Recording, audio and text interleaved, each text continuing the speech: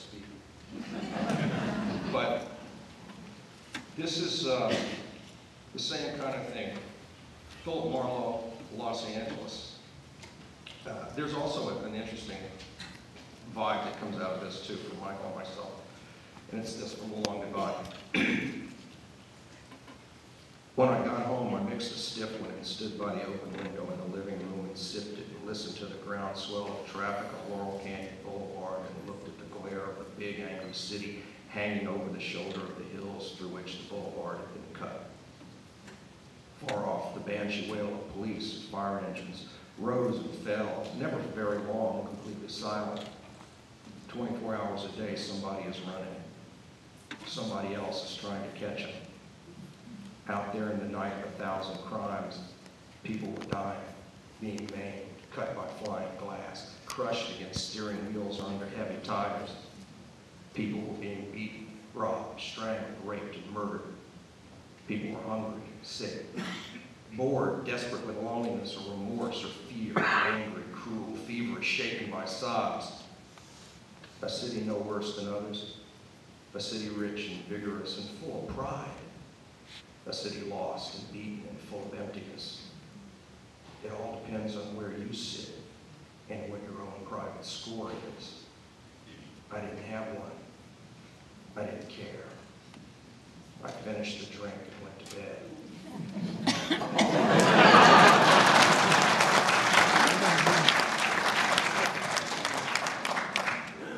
Dude, you're right. What helps when you use Joe White voice?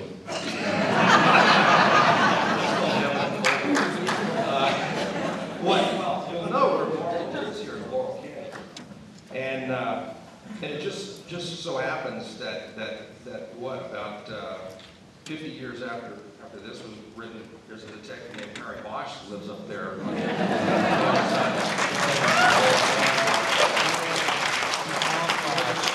Private detective named Elvis Cole lives just on the other side of the road.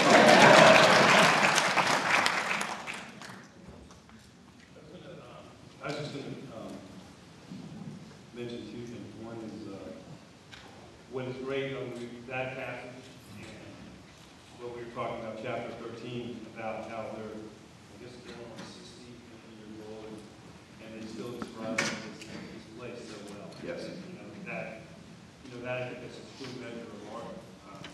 And I don't know, as 19 years old, whether I understood that. That's the kind of thing that you would put somebody and make them change their major or change their life.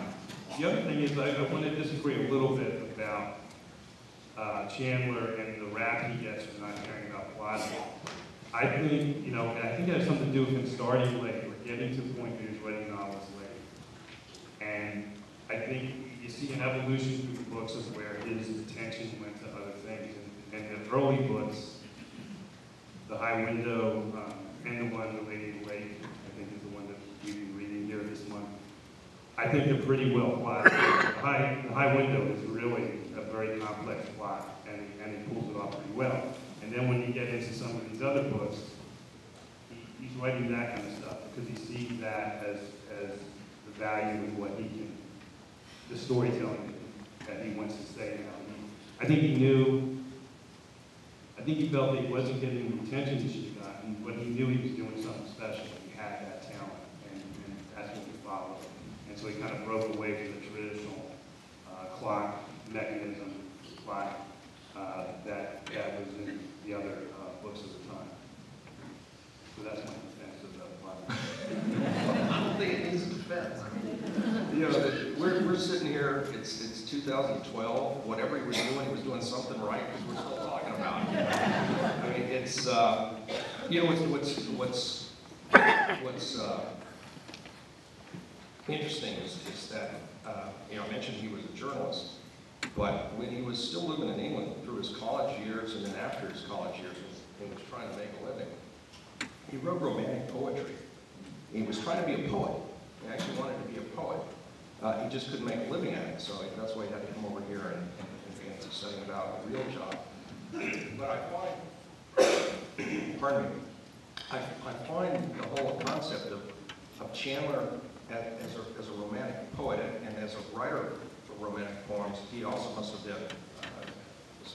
studied him, must have been a reader, a consumer of romantic poetry.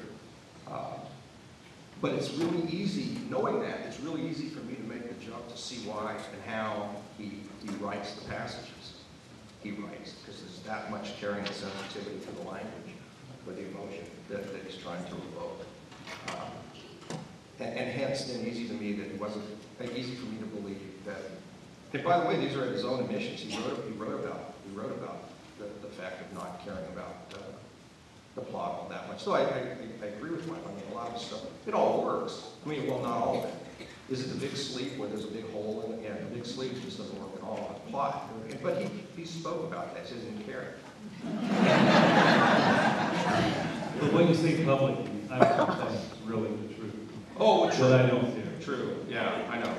Yeah, you and I, we lie all the time in public. Like when people say I got something to do with a gun wrong, and say I don't care, but it hurts me very badly. I try to fix it next time.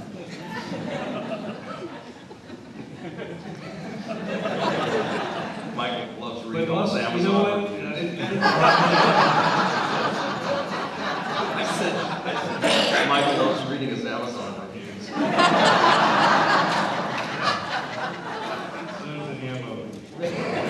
Anyway, you know, another thing that is, I think, part of the discussion he talked about when he was in England, he was trying to be a poet and so forth. You know, it's also finding your views, and coming to LA is probably what did it. I mean, I came to, like I said, I didn't come to Los Angeles until I was 30 years old. But I didn't start writing here. I wrote 2 novels back where I grew up, and they weren't good enough. They never saw the light of day, never got out of my writing office. And I came here with some despair, thinking, you know, how long, you know, I had to deal with my wife where I would write 4 nights a week and 1 whole weekend day. And, you know, I've been doing that for 6 years, and it wasn't working. And so we shook up our lives and moved 3,000 miles to Los Angeles. And, you know, within a year, I created this character, Harry Washington, and it was like a matter of finding the place. So when you read those kind of passages, they can stand up over time because they're so true, and I guess that's what he found when he came here. And, you know, I don't spend all my time thinking about Chandler, but there was a point in my life where I thought a lot about it. It was very sad, I think, that it took him so long to find that youth, that we don't have a novel from him until he's 45. Yeah, I would agree. You know, it's I think, well, I don't obsess on him either, but as Michael said, there was a time when I spent a lot of time thinking about him and his